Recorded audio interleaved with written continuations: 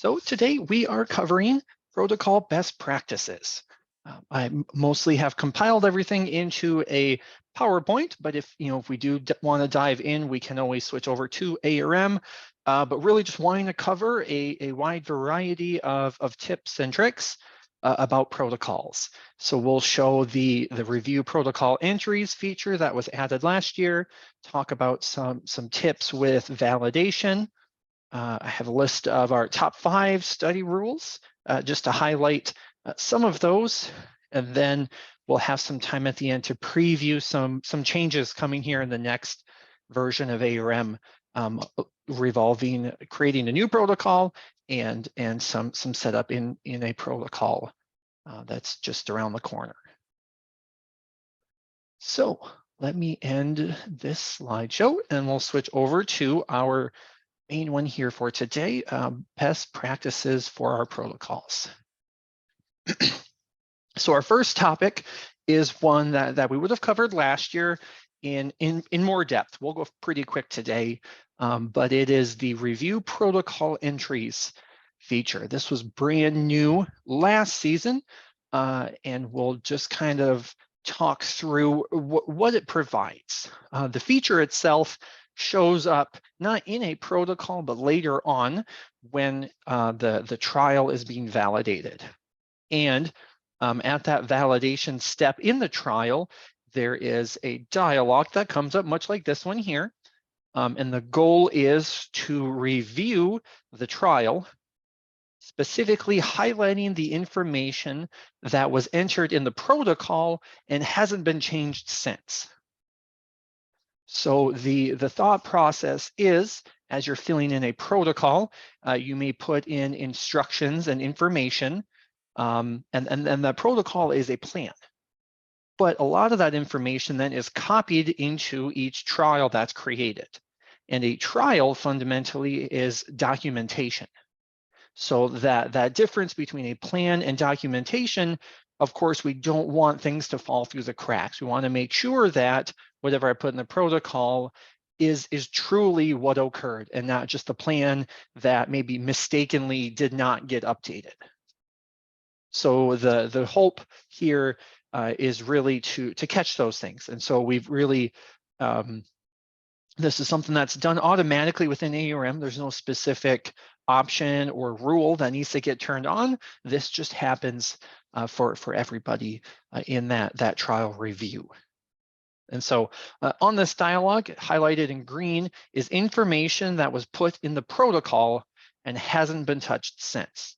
So the trialist should then just real quickly can see an overview of what was put in. In this case, it's just the pest codes. And so they can kind of mentally confirm, yep, we saw both of those pests in the trial, and those are the ones we used. And so then there's just a simple confirmation at the bottom. Yep, everything, all of these sections here are accurate. I don't need to make any changes.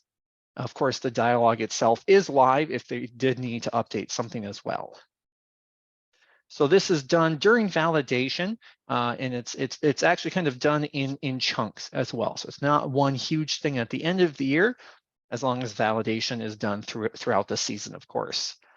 So assessment header fields, as soon as there's a rating date entered, then we'll have them review the header information.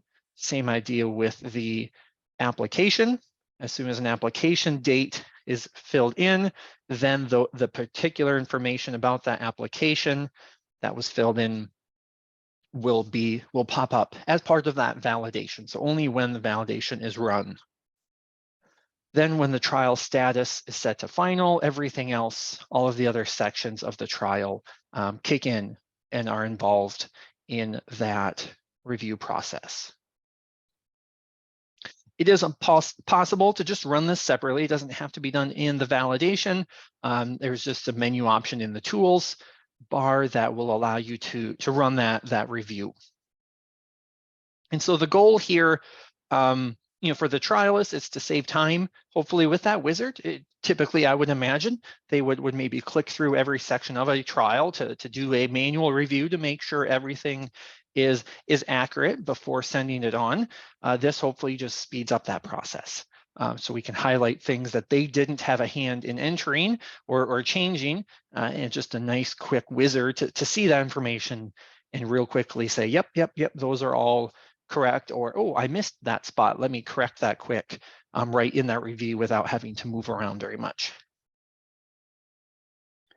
And for the protocol writers, really our goal here today, and the reason for bringing this whole feature up is hopefully to give more confidence for putting in more information in the protocol. The goal being that protocol is supposed to inform and instruct the trialists. So the more information you can put in there, the better that communication is.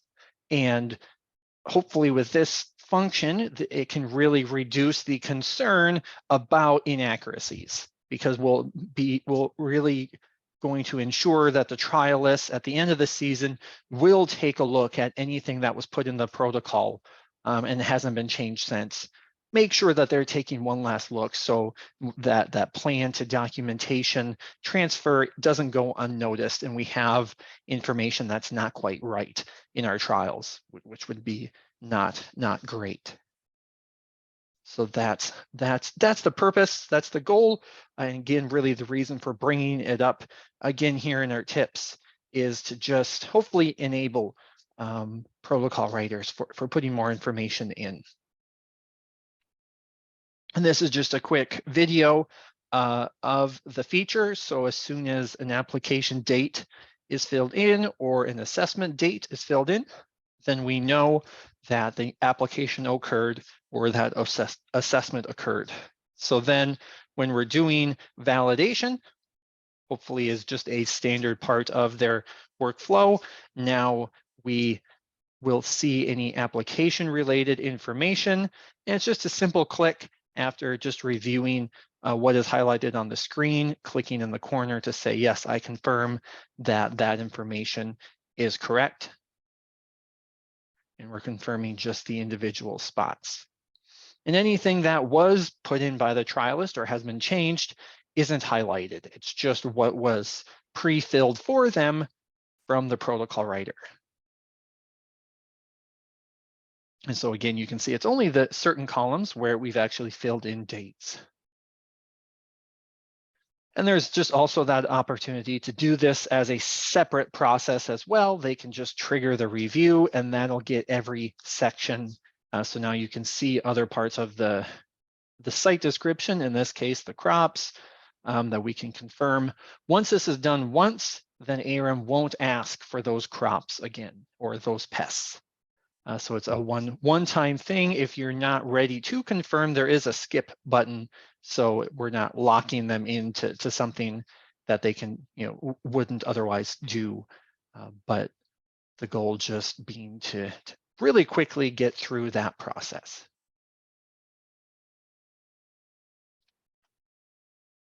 I guess before we move on, just kind of looking back at the last year, it definitely was something that caught some people by surprise. And we had some good questions and conversations in our support through the year from the trialists. But I would say it was actually very positive in the end because I think we found some individuals that weren't using validation or maybe didn't realize some of the capabilities there. And so it was typically tripping up those who were just trying to do send to, or just trying to export the trial somewhere. And then that automatic validation that occurs was triggering some of these dialogues and some of the messages to say they need to run the protocol entries.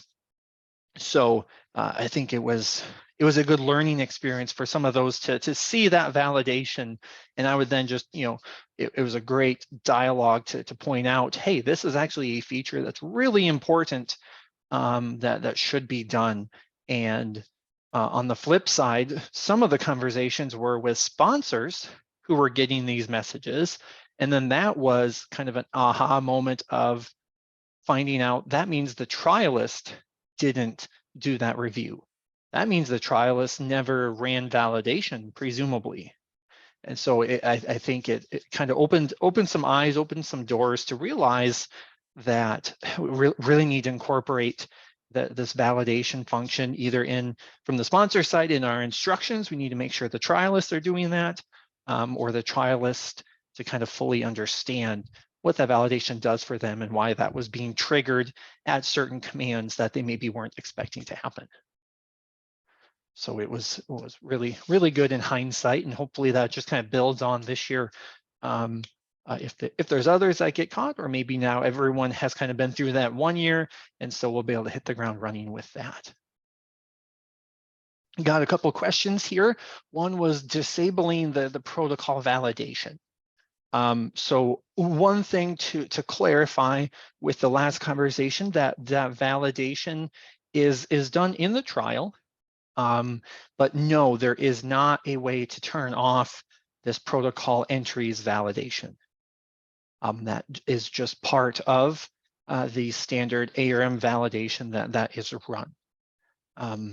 It is pretty quick for confirming each section, so I don't think you'll find it very very time consuming. But certainly, if you have trialists giving complaining or concerned about it, contact us, and we can have a good conversation with people and try to explain the philosophy. I think when it first pops up, it's like, what is this and why is it useful? But with a little explaining, if they're confused, I can usually convince them. But I'd like to say I had pretty good success rate of convincing people of its use in the end. And then another question about customized versions. I don't know the answer for sure. If I had to guess, I would think it could be available, but there's always a chance that some of the customized versions, either they may be a version behind, where they just haven't rolled out a newer version of their system, so it might not have that feature in it, or sometimes the companies may choose to not enable that feature as just part of their chosen workflow. So I don't know for sure. I can't say I've been in each customized version to know, but I think there is a chance it could be in some of them. But a very good question we could play around with and kind of confirm too. But. All right, great questions. Another question here, kind of off the beaten path, but a good one with the spell check. So that's a common question we get in our support box. We had to, in one of the updates last year, we had to remove the spell check that we did have. The company that made that tool isn't in business anymore, and was getting pretty old as far as just what it required of ARM and the tools it was using. So instead of it accidentally breaking like all of ARM, we had to toss it out. Frankly, we had no idea so many people used it, so we are trying to find a replacement. But surprisingly, there's just not tons of options, but we're kind of looking around and see if we can find a replacement for it. So right now the spell check is gone. Hopefully there'll be a new one somewhat soon. The workaround we suggest would be to print out a report, maybe print out like the site description in your assessment report, and send it to Word or a PDF. And then there's a spell check within Word or Adobe that can at least kind of scan the contents of your trial for you. A little clunkier, but at least is one way to scan it. Good question. All right, on to our next topic, which are kind of a variety of validation tips and tricks here.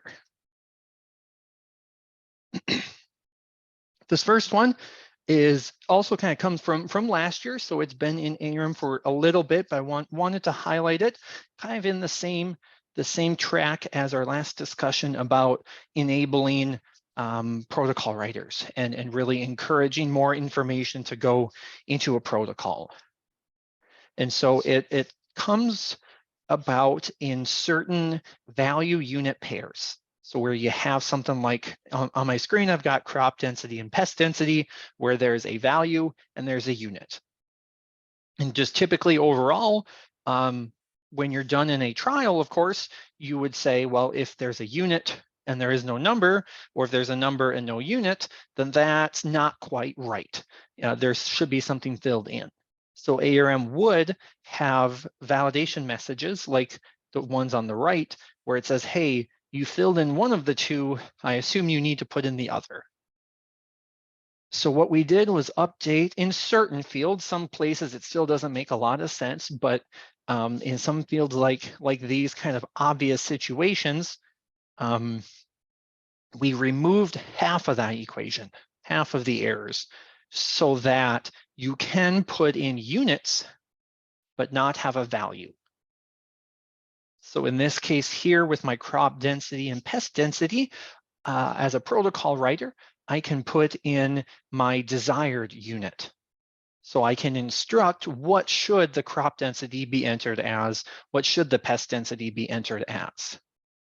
So in this case, slightly different way, they may need to enter it. By doing it this way, ARM will not give us validation messages. Otherwise, that would prevent me from sending on my protocol, or it would immediately start throwing errors for the trialist, even though they maybe haven't even done that assessment yet.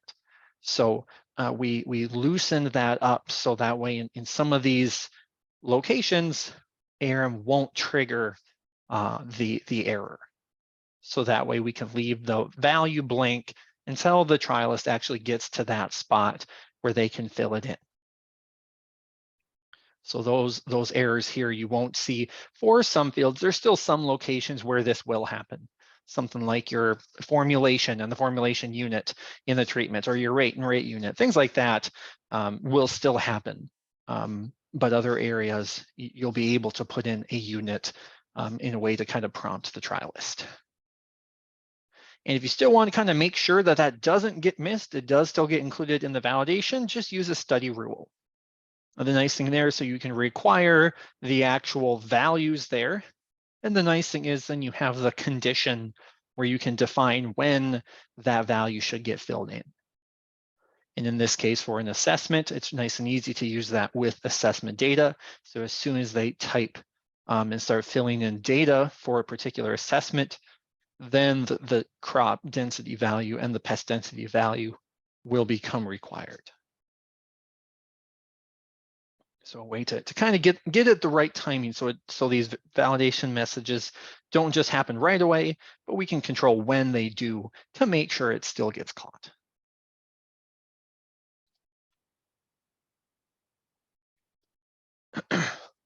Next one here, related to your application section. And as you're adding any study rules that are related to the application. Let's say I want to make sure certain weather details get captured at the time of application, whatever it may be. The key would be when you're defining that rule, instead of tying that to a particular status, which works well for other site description fields like the GPS coordinates or whatever else it might be. Specifically, when you're in an application, there is a condition called required with application date. So it's a lot like that assessment where you're just looking at where instead of being tied to your trial status, it really is tied specifically to this one application and when is that application performed. And specifically, it's tied to that application date. So as soon as the trialist puts in a date, that's ARM's cue that we know, hey, this must have occurred. And so now at that point, all of the rules for that application can kick in and say, hey, I also need the air temperature. I also need the soil moisture, et cetera, et cetera. So the nice thing with that then is it will go application by application.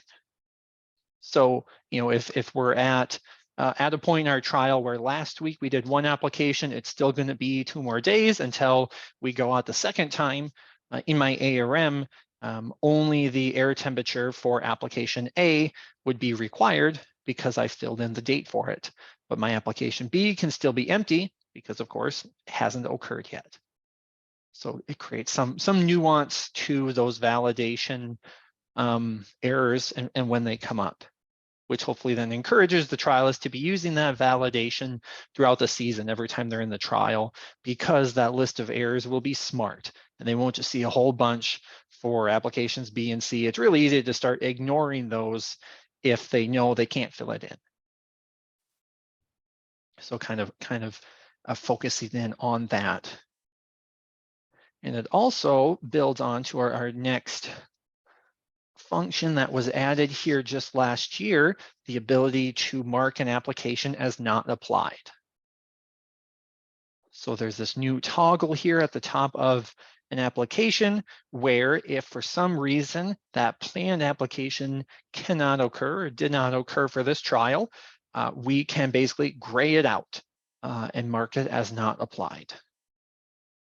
So the reason that matters for the last step is then by having the rule, and I'll go back one here, by having a rule requiring it when the application date is filled in, then in a situation where you did not apply an application, whoops, then that application date can remain empty because of course it never occurred. And so then all of those rules where I need the temperature, I need the moisture, those never get triggered for this application C because of course nothing ever happened here. So there wouldn't make any sense to require that. So those two will kind of work in tandem, again, to just make that validation smarter. So the requirements kick in when it makes sense, and not any sooner.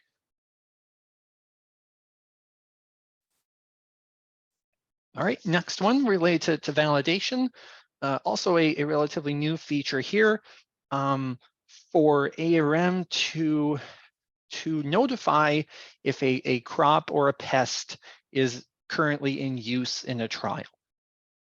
So kind of two different spots where ARM would look to determine whether a crop in your crop description or a pest in the pest description is really being used, things have been documented about it. So specifically, it'll look in the crop stage at application or pest stage at application. And if there are any stages entered, then we'll know that crop is being used. We've documented things about that crop, or same thing in an assessment column. So if there's an assessment with data in it, and we've referenced that pest code in one of those assessments, then it's clear that that's being used. We've connected in some other section of the trial. We've used that same code. So that'll show up then back in the description section. There's a warning if you were to try to delete that particular crop. It says, hey, there's data entered in the stage information. So you're going to lose not only what you see on this screen in the crop description, but you're going to lose that information too. And from what we can tell, it looks like it's been used. You've documented stage information at the time of application. And of course, same thing for the crop as well, or the pest as well. Then it can also pop up if you haven't used one of the filled in pests or crops. So in this case, it's letting me know my second crop has nothing entered in the stage at application or in the assessment section. So if it's kind of at the end of the season, we may think, did I choose a wrong code in one of my assessments? Or maybe I accidentally added a second crop that I didn't need to. We only have one crop. Why is there a crop two? So hopefully just, more alerts, things to catch some unusual situations that could go unnoticed just because you don't realize it wasn't used, or that trouble where maybe the slightly wrong code was entered in the assessments. And hopefully here so going back to the protocol then, in impact for our protocol best practices, hopefully kind of would enable the goal of maybe filling in that pest description more completely in a protocol. You could put in a repeating section for all of the different pests that you maybe anticipate being encountered in your set of trials. And it would make it pretty easy then to, at the end of the trials, being able to spot ones that weren't used. And again, whether you then want to cross-check with the assessment section to make sure that they didn't just enter the wrong code, or it's a nice way then to delete the ones that just weren't found in that particular trial. So again, hopefully just a encouragement for more information to go into the protocol without the drawbacks that could happen later on in the trial by having ARM help out and uncover those situations.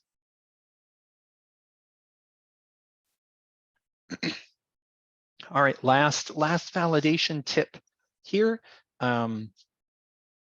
would be specifically when going into the trial to run the validation itself. And there is kind of two different options for validation.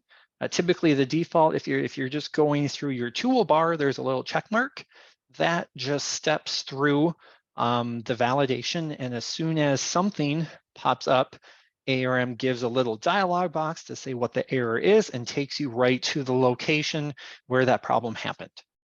And then of course you could repeat that process to step through and find all of the problems that might be happening. There is another option for the validation, and that is the log errors. So instead of stopping at the first problem, we have ARM run through everything within that validation and gives us a list of what it found. So from the sponsor standpoint, you get a trial back. This is a great way, just run the log errors because, hey, maybe I'm not the one to be updating. I'm going to need to send this back to the CRO if there are any issues. It creates a real nice to-do list, if you will, to say, hey, I still have these issues that need to be resolved in this trial. And there's actually a clipboard button at the bottom of that list. And that just copies the text here. So it's really easy to paste into a Word document, paste into the email reply back to the CRO, say, hey, can you please resolve these issues and then send me the trial back. So it'll show the problem, like in this case, we're requiring that the rating date needs to be filled in column 1. It'll also point out the study rule where that comes from. So that way, especially at that sponsor, maybe some of these don't make sense. Oh, I know in this case, this trial, something weird happened, and so that rule doesn't really apply. I could always go in and delete that rule then as the sponsor who has permission to do so. You could kind of help you track that down if it's one of those odd situations. Question here about the trial number. So this validation, you would open up the trial. So you would have just one trial open and then you would run the validation. So it does not list that here. That is not a bad idea. If we had even just a reference validation messages for trial, blah, blah, blah, and throw in the trial ID, that might speed up that process if you're doing several times. So yeah, let me jot that down. That's not a bad idea, just to help with that kind of automating, running things through. Include a reference somewhere to the trial ID on the validation messages dialog. Or at the very least, if that clipboard button did that, but I think it makes sense to do that in either one. Yeah, and so if you're, this validation can also happen if you're uploading to a database. If you've got the ATD database, you can do that instead of just one trial by one trial. You can select a batch of trials, and so then it'll provide this list And as Birgit mentions, then that would include the trial ID, I believe, because of course there may be several trials in that longer list. So that would make sense. But yeah, I don't see why we couldn't also then include that in an individual trial, just to have it somewhere in there for that use case. So good idea.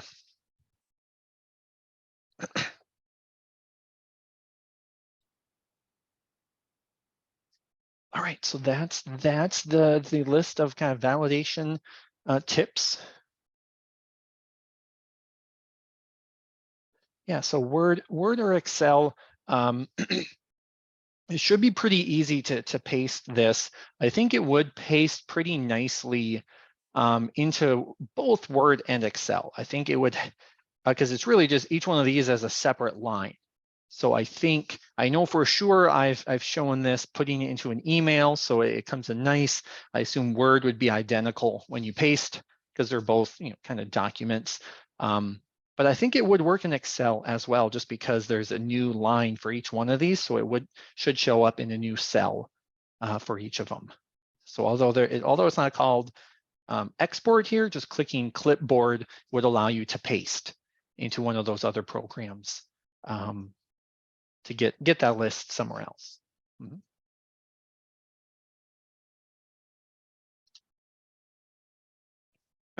All right, moving on to our next subject, just kind of compilation of maybe the top 5 different study rules. Instead of going through all of them, try to maybe find the best 5. We'll put in quotation marks, maybe not exactly the best ones for particular groups. There's maybe more impactful ones, but hopefully if you haven't looked at the full list, maybe this will provide ones to be interested in. First, before we start the countdown of our top 5, just to point out, if you haven't seen the new interface for study rules, this was added in the very last update of ARM 2022. So if you're in between seasons and haven't started the new one yet, you might not have seen this, but just want to draw attention to the fact that now we've got a nice interface for the study rules. We didn't really change anything fundamental about what rules are or what they can do, but instead of just that boring table that we had, there's actually an interface to it. Hopefully it makes it easier to kind of read and understand what they might do, and maybe easier to add them as well. Won't dive into all of that, but they're organized by different tabs and have the explanation, which is really just kind of a decode of that table that those have always been. All right, so number 5 would be conditional rules. Maybe a little more general, just talking about the condition in general, which we talked about a little bit with the with assessment data or with application date. It's kind of that same idea here. Really just being able to define when a study rule is activated. And so, of course, the when really would be based on something else in the trial, some other field that we can look to decide when should this information be required or when should this kick in. Well, it should happen when this other area of ARM, something has happened. And then we know now is the time to fill in this information. So we talked about the applications and the assessments. A lot of the other site description fields, they also have a tie-in with the trial status. And so historically, that was really the only other option. It was either always on, so just the rule is you need to fill it in right now, or you could choose based on the trial status, when should this kick in? So my example here, something like the GPS coordinates, we know that that should be known as soon as the trial is established. We have a location, we know the coordinates. Even if nothing else has happened yet, the trialist has it planned where that trial would be. Whereas as you get into like harvest date or something like that, well, obviously that's not going to happen until the season's almost over. So you would maybe choose for that the interim or final Now, once the trial is final, then we know everything is done. So something like the harvest should be filled in by then. So you have that option for the majority of the study rules, being able to use the trial status as the clock for when the rule should happen. We did, in that last version in 2022, kind of build upon that idea. And so we have this new option as we call them conditional rule. So now you don't have to just use the trial status up here, but you could pick any other field in the trial to use as the basis for the new rule you've created. So my example I have here is in the crop description, I want to require a planting rate. I need to know that information, but I only need to know it once the planting date has been filled in, because then I know the planting has occurred. So I define that as a conditional. There's a nice little editor that pops up to help me define that I want to require the planting rate when the planting date field in the crop description is not blank. Or I could say when it's equal to some certain value. If you're using dates, usually you probably are most likely just not blank, but other fields you might have the discipline. I only need to require this information when I'm running a herbicide trial. So I could tie into like the discipline field, and when that equals H, then I know this information should get filled in. So there's a lot of combinations, a lot of possibilities here for it. And I think the biggest impact, if your company is kind of setting out to make rule sets, to say, hey, we want a kind of a master list of everything, or all of our studies should have these things in them. I think these conditionals will really unlock a lot of possibilities to make that rule set smart. Okay, well, for 80% of our trials, we need this information, but there's always that one group that does, those orchard guys, they do something different, or, the ones in the greenhouse, that's a little different here, that these conditionals might allow you to program in some more smarts to, well, let's not require this for a greenhouse study or whatever the situation is, and be able to make that rule set maybe a little stronger and a lot easier just to continue on and put that whole rule set into every study.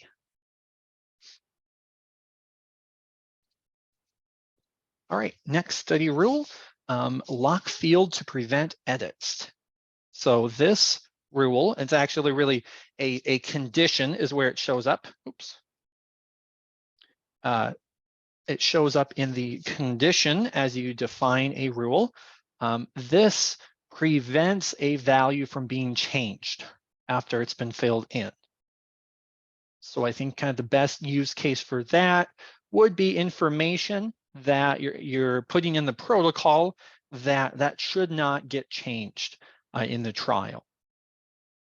So in my case, something like the trial ID. That is going to mess everything up if we get a trial back where the trial ID is different from the one we'd set.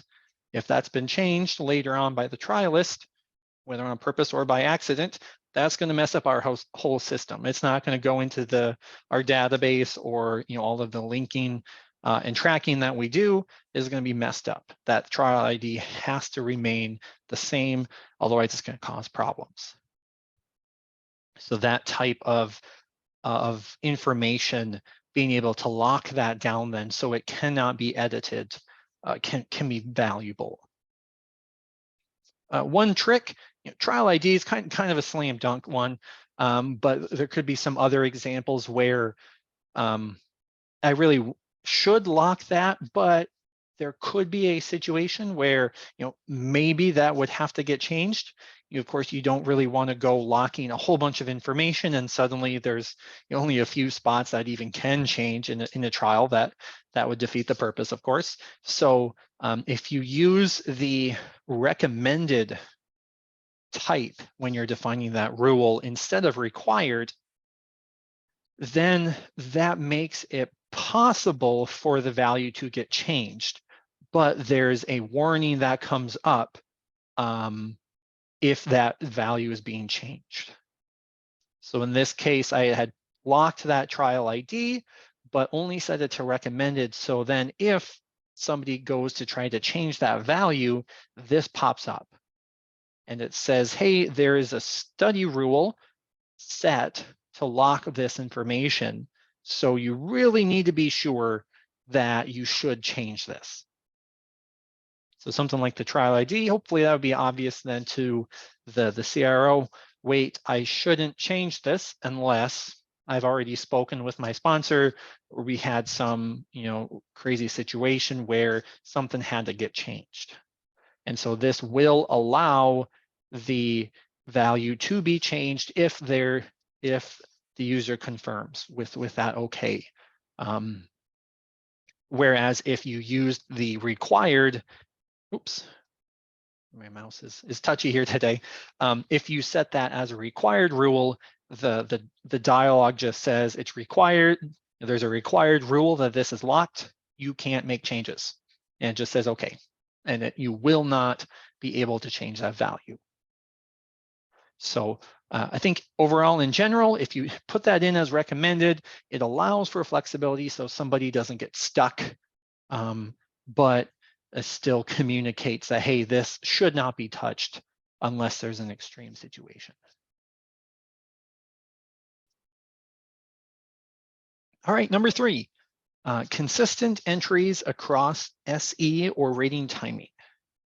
So this is one in the assessment editor where it basically will autofill values and ensure that they match across multiple assessment columns that are all linked together. So as it's showing here, when I fill in the rating date, there's a confirmation pops up that says there is a consistent entries rule in place. And so when I change the rating date in column 10, 11, 12, and 13 are all in the same rating timing, in this case, A5. So because they're all linked by that timing, we know logically they all occurred at the same time.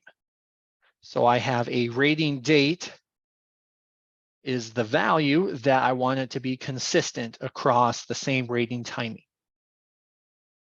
So by filling in just the first one across all of those, it automatically fills in the rest of them then, because we know that if they all occurred at the same time, the rating date should be the same.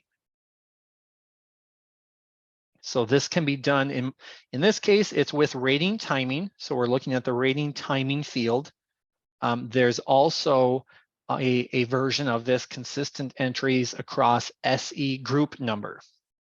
So that would use based on your SE.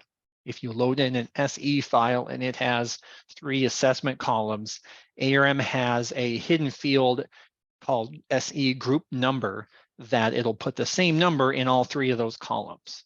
Again, it's kind of internal. The number itself doesn't mean anything to anyone other than that's ARM's mechanism to know that these 3 all are linked together. They all came from the same SE.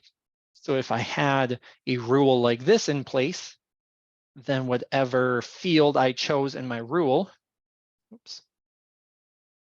whatever field I chose in my rule needs to be the same across all 3 of those columns. So it saves some time. It auto fills. I think in my example, I had changed it once already. So then that extra dialog comes in just because it was seeing it as a change. But the first time, if it was all empty and it was the very first time you put in a date, it just auto fills across all of those columns. So I can save some time in that trial working with those by just auto-filling something that's very logical that just by definition needs to be the same. And then it also does this cross-checking. So once this date was filled in, if I came to column 11 and tried to change this to March 9, there would be a dialog that comes up and says, wait a minute, there's a rule that says 10, 11, 12, and 13 all need to have the same rating date. And so then it would ask, are you trying to update all 4 of those columns to be March 9th, or should you cancel because you really need to have them all be March 8th? So it does an autofill, and it also then from that point on also ensures that it's consistent. It won't let you get a different value for one of those columns in that group. Again, either tied to the rating timing value that's filled in or the SE, if you're using SEs.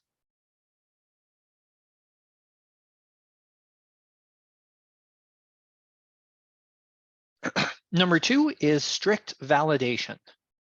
So this allows you to, for a specific field, require the use of the validation list. The goal, of course, being to standardize entries. So it will prevent any free typing in the particular field that you chose. And if they try to type, it just immediately pops up the list. So in this example, I tried to type yield into the rating type, and as soon as I press the letter Y, it immediately brings up the list. Same thing here for my rating unit. I'm going to type in a %. It immediately brings up the list. So I have no option to hand type something in. I have to pick from the list. So that's an option. You know, here I showed it in the assessment data. There's other fields throughout the trial that you could do as well. Not just any field has the option. Only certain ones have the strict validation, in part just depending on what list is attached. You of course kind of need a master list in order to be able to have something to choose, or to guarantee there's something to choose there. And it does still allow them to use their favorites, of course, so they don't have to look through the full list either. But it just makes sure that it is picked from the list, so you don't have inconsistent values. And that is its own type. So that's kind of the first. If you're right-clicking to add it, and it's underneath required and recommended, there's a strict validation that you can choose when you're adding that rule. And then number 1, our last rule, is limit validation list, which previously was a little cryptic, but that's the rule ID in the grid. Now with our interface, it's a little more clear, and you just simply need to turn it on in the top half of the editor. And I think that really is nice because it actually explains truly what it does. And really, it creates a link between your assessment, where you're filling in the crop or the pest related to the assessment, and it directly links that selection with what you have defined in your site description. So you'll see in this example, my first column here, when I go to pick the pest, there's actually a third value here, a ID code. And so as I go to pick a pest, instead of just seeing the full list of all of the weeds in the list, I only see the ones defined in this trial. So there's only 3 weeds in this trial in the site description section. And so I only can choose one of those. The goal being, number 1, I can save some time. The trial list, they're filling it in. That's a lot faster than searching through the full list for sure. And then of course, we're really making sure that the right codes are entered. If there is the situation where, oh, there's another weed I wasn't anticipating or wasn't originally part of the plan, but I need to take an assessment on it, there's a new button here. So we're not preventing other crops or other pests from being documented. And if you press new, it'll just take the user to the pest description section and adds a new repeating section.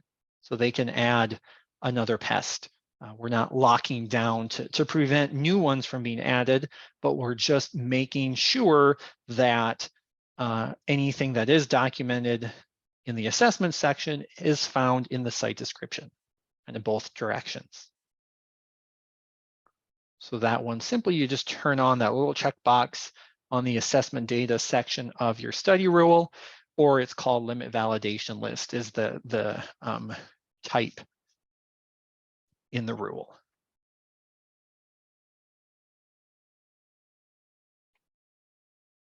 All right, so that's our top 5. I have just a few more minutes. We'll go kind of quick over this last topic, which is a preview for some features here coming in the next version of ARM. So the first update in 2023, currently slated for about 2 weeks from now, middle of March. And the first one here is a new protocol wizard. So when you go to create a new protocol, you'll see this new dialog instead of the old 3-step process. And it really has two functions, 2 different ways to create a new protocol.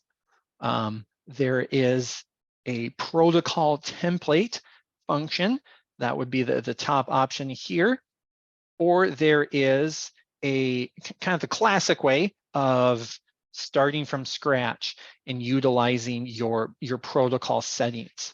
And within that, we have a new checklist. Kind of help visualize the options of what's been configured in the protocol settings as you're kind of building from scratch. So that first option is kind of a totally new function, protocol templates. And the idea here being we can select a protocol template or even just a regular protocol file like the one we used last year.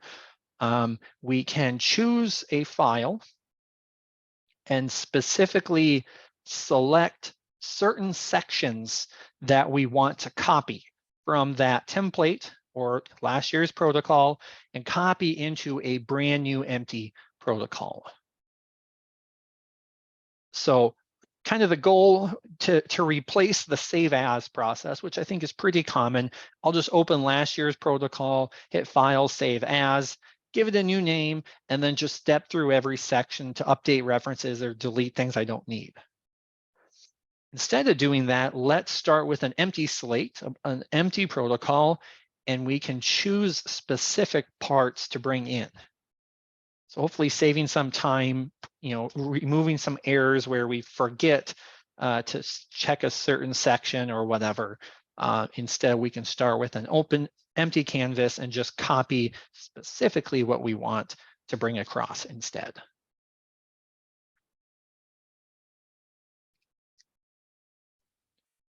The other option, instead of using a template, if we just want a completely empty protocol to work with, we would use this protocol checklist, kind of building from scratch.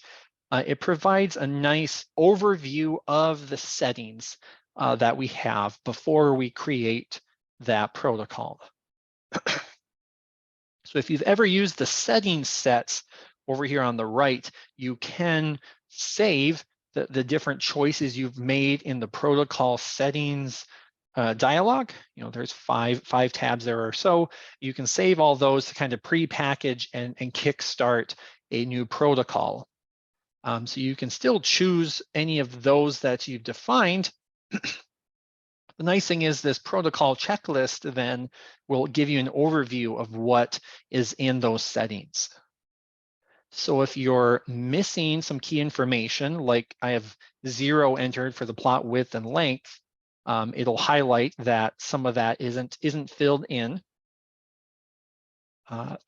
Some information that maybe isn't critical, you don't have to have it to create a protocol, but pointing out the functionality will show up as a little yellow triangle. And these actually are new functions that we'll show in just a minute.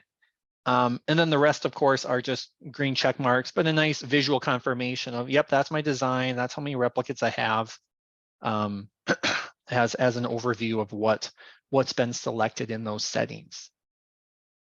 And it's really easy if you want to change that, that is editable. You just click on the button and it'll open up protocol settings right to that particular option, so you can adjust it. As part of this protocol settings, we've left most of those sections alone as they are. We added new functionality in this initial create a new protocol flow to be able to add study rules and SEs to the protocol, kind of right up front. So this allows you to include them in your protocol settings set. It also just allows you to choose more than one, just right in this flow of creating and setting up the protocol to start with. Of course, you can always still go into the regular spots in the protocol once you get in to load a rule set or to select SEs, but just kind of building onto the idea of creating a template, creating a set of kind of the standard operating procedures, if you will, for a protocol. Let's bring in study rules and SEs as well.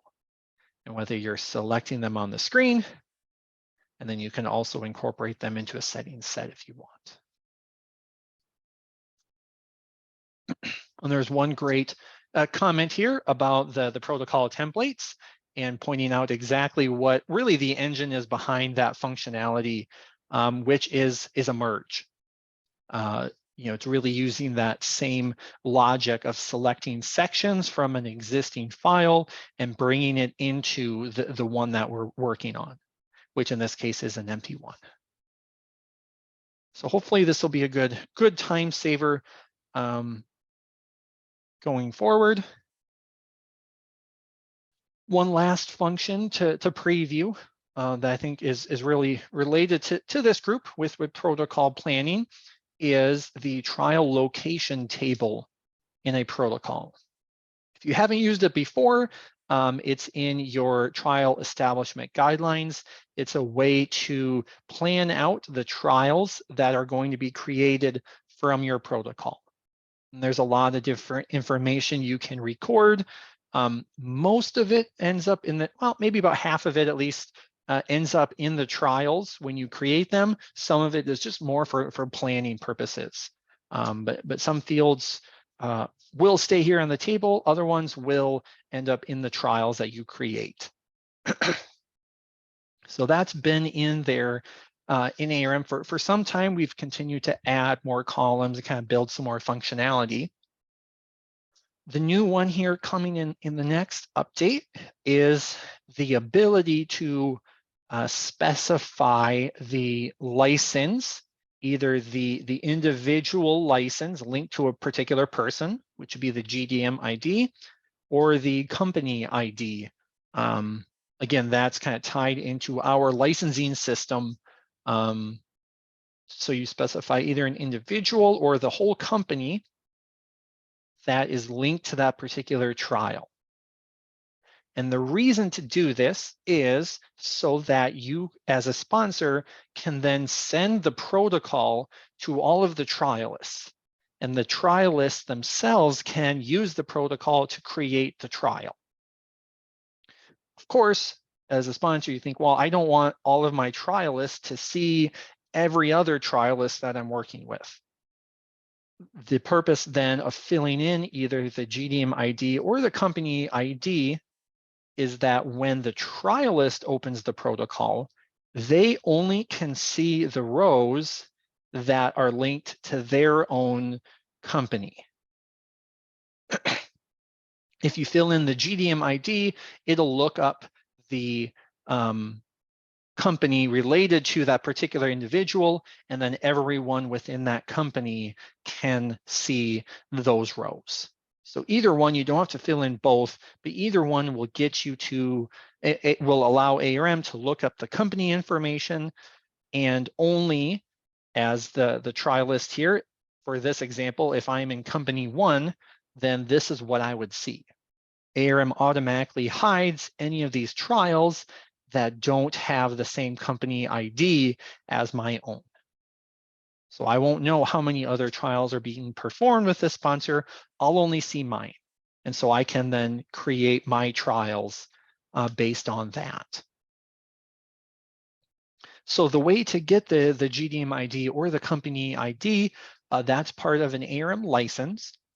You can have the individual trialists or anyone from their company send you an email from within ARM. You can get it either on the profile dialog or under help. You can do the request customization. Let me pop open the ARM so I can show where that is at. Under help, you can view your profile, and right there, my license information is here. I can generate an email to send my license details to you. So if I'm the trialist, I can send my license information, and that will generate an email that basically has this information. It'll have that GDM ID code, it'll have the company ID, and then I can just send that to my sponsor. So that way you will have that information for filling in to the protocol.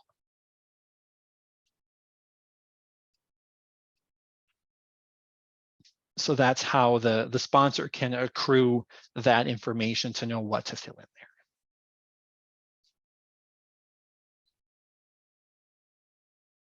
All right, and that will be in the next version. We'll have maybe a video or some explanation, kind of show that in more detail as we roll that out. But I see here I've exceeded our time, so I appreciate everyone joining today. Hopefully we learn something new. If you have a question, I can hang on for a minute or two, but I don't want to hold anyone hostage. So you can always send us an email if you have questions or want to learn a little more in depth on some of the functions that we showed today. But thanks for your participation. We'll be rolling out new webinars for kind of the end of March and into April here pretty soon. So look for an email. We'll be announcing more of those as well. And thanks everyone again for your time.